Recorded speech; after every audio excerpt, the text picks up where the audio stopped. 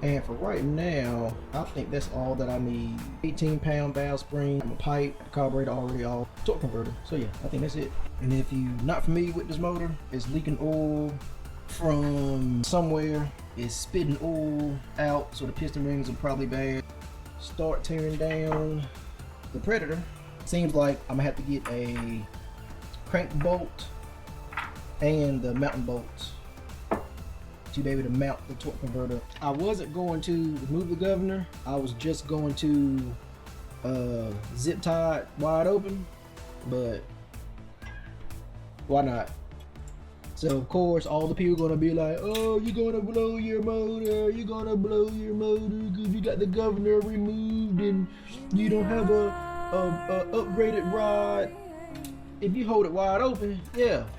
If you hold it wide open and keep it wide open, yeah, you're gonna blow it. But this is a trail bike. This is not a street bike where I'm gonna be trying to run 45 miles per hour for 30 minutes straight. This is a trail bike. It's very rarely gonna be wide open. So the hole up top is gonna get threaded in with this 1/4 inch by 20 bolt. And when I get the oil sensor out, I'm gonna see if I have a bolt big enough to just thread in there. And you wanna keep the motor up this way, because if you put the motor down, then the cam will fall out. I'm taking the governor out just because, you know, I'm gonna be on the trails and stuff with 4-wheelers. So in the event that I need a little bit of extra oomph to try to keep up with them or catch up with them, you know, having the governor removed will get it to me. Now if you're young and dumb, then removing the governor might not be the move for you. But if you blow your motor up, throw a rod, you know, put a hole in your leg, you know, take off your foot, because whatever happened, that's on you, homie. It ain't on me. So, you know, all the people gonna be, oh, you need to tell people, and that's on y'all. And try to be careful to not rip the gasket. With this being a brand new motor, the gasket should be fine. And they say this will give a little bit more oil capacity, blah, blah, blah. And I think what I'm gonna do, what's going on? Yeah, that's fine. I appreciate it. So I think what I'm gonna do is I'm gonna take this out, I'm gonna cut that wire, and I'm gonna throw it right back in there. All right. And do just like that. And call it a day. Some of this, seal it, put it in there, done. Now I've never seen or read a post about somebody reusing the factory plug. People say they use nut and bolts and all this other stuff, but hey, boom. You know, and you're done. And you could have done that without even taking it out. All right, so time for the governor itself. All right, so we're gonna need to cut this off so that we can drop it down, and then we can start to take the governor piece out. And I'll get my cutting disc and yep, zip it right on off.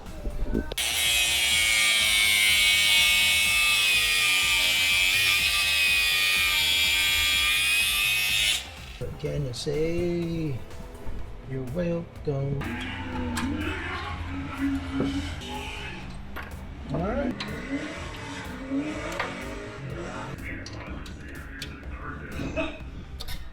Looking good. All right, so this is why James not standing here. Looking good. Oh! Dude, he's like officially today to do the stuff. Time. To the airport. Put my hoodie part back on my license. I'm on board things too.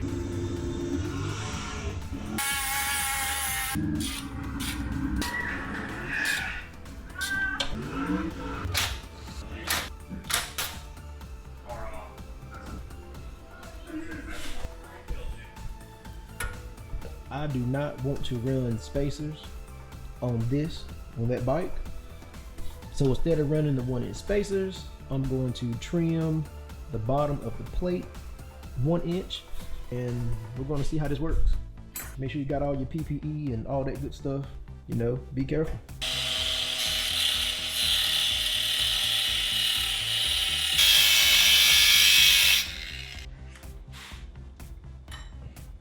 and clean this up, mount it to the motor, and see if it fits in the frame without the spacers.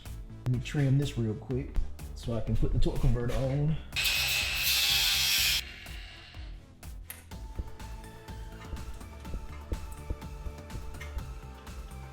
And we will never be putting oil in there. Yep, clears. All right, so it's fitting good. I think what I'm gonna have to do now is take a little bit off the back. And then that should allow me to be able to slide the motor all the way back for adjustment.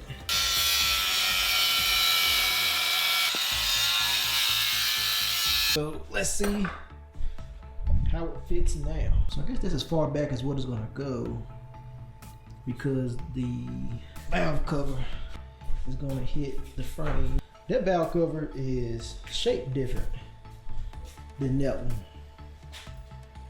So I think that's why that one cleared the frame better. So I'm about to see if I can swap valve covers, bolts. So I'm gonna run this. It doesn't have any interference with the valve train, so we should be good to go there as well. So now let's go ahead and get the Mikuni on. Then we're gonna put on the Mikuni adapter. Now that the adapter is on, let's put the Mikuni on. And it has an O-ring already, so you don't put a gasket on there. So now, I mean, it's pretty much ready to throw this rod through the side of the block. Bruh. Just need to put some oil in it. I need to get the 4 motor mount bolts and the bolt for the pulley. And this bad boy right here is ready to start and get some oil. And it's ready to start. Yeah. Let's sit it on here. And, oh no. Let's see what it looks like. Oh yeah. So I mean, I think overall that looks pretty good. So let me go to Lowe's, get some stuff bolted down, and I'll be back. All right, so I got the bolts. I can put on the screen what size bolt this is. I don't remember, but it screws right in, nice and easy. And it's important that you get the correct bolt, because the bolt that comes with the torque converter is not the right thread pitch. So force it in there, that 1/2 inch you want to, you're going to destroy your threads. So make sure you get the correct bolt. So now, I'm gonna throw this on, throw this in.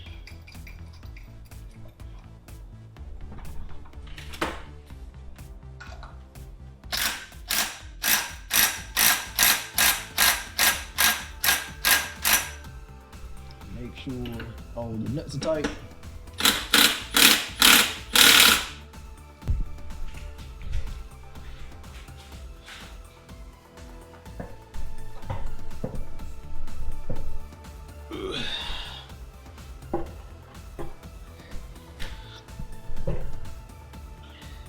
Like I said, and with this the new valve cover, it gives a whole lot more room back there. A whole lot more room.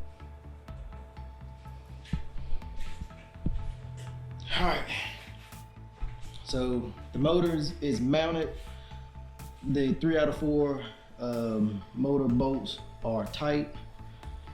So now the only thing I really got left to do is connect the throttle cable and replace the tire stem and hope that that fixes the leak. All right.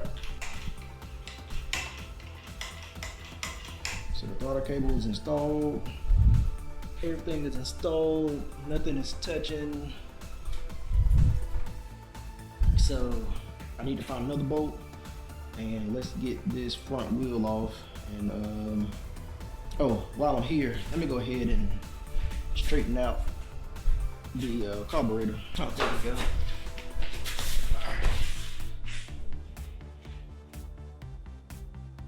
So that's level there. Ugh.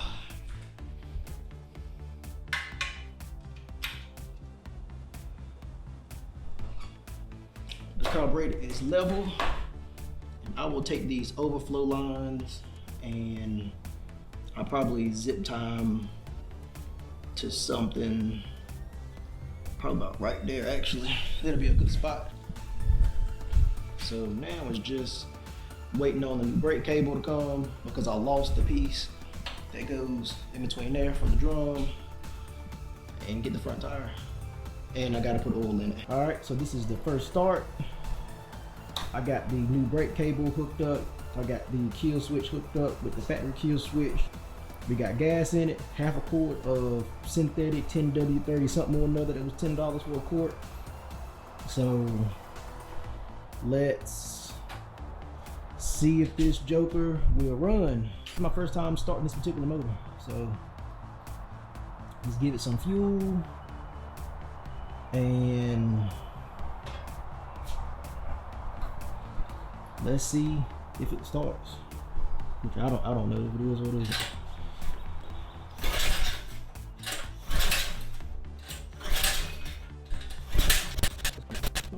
I'm not saying that my valve lash is right, but it might not be. Maybe spark plug. I'm thinking valve lash. So I fixed the valve lash. We were getting spark, so hopefully it starts this time. Let me get some fuel going. Let's give it a hit.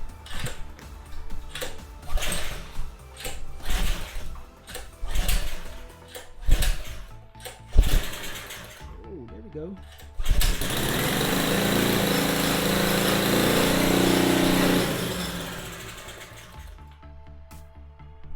Well, it crunked.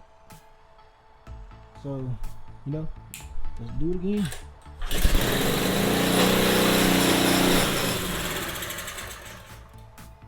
Alright, so let's give this a try.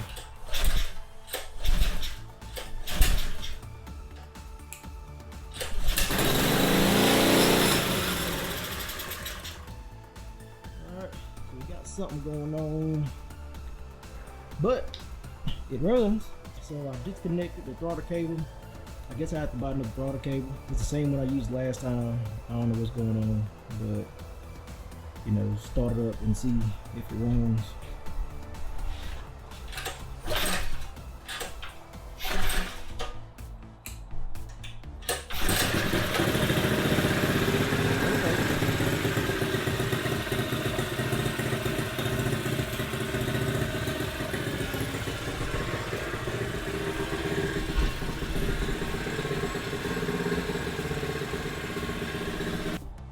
So yeah, the Warrior is running.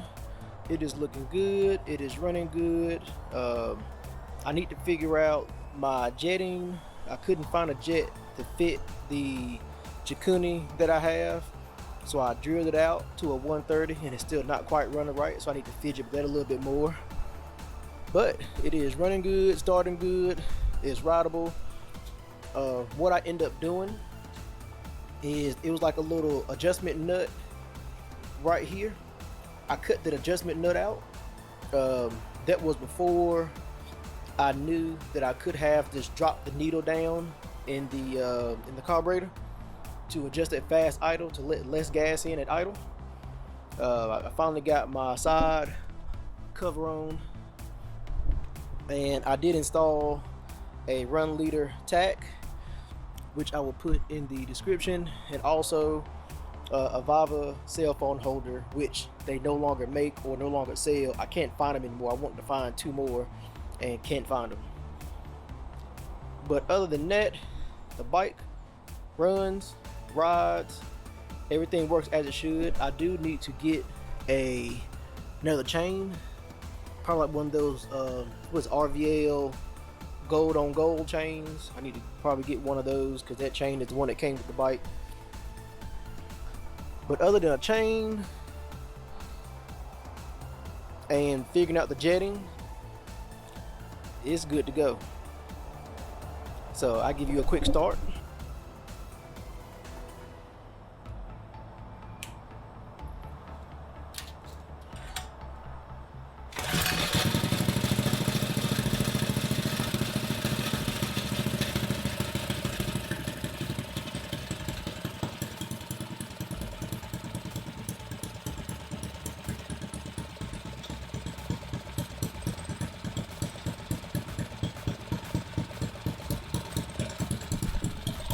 Like a champ.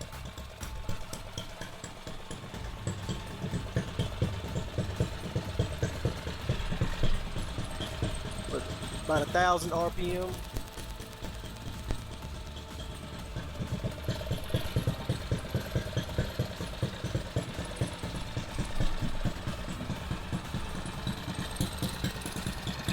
All right, guys.